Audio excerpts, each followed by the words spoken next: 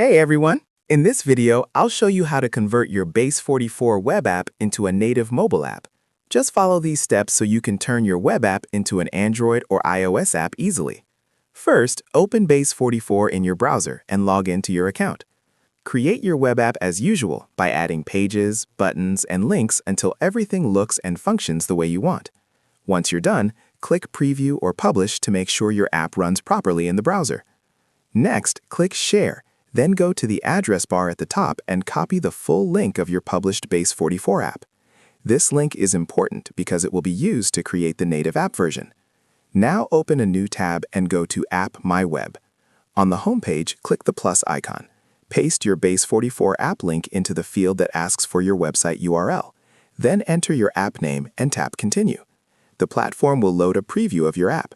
From here, choose which platform you want to build for, Android or iOS. You can then customize your app by uploading an app icon, confirming the app name, and setting a splash screen.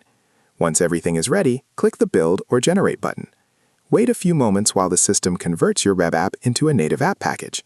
When it's finished, tap App Download to get your file. You can download the APK file for Android or the iOS version for Apple devices. And that's it.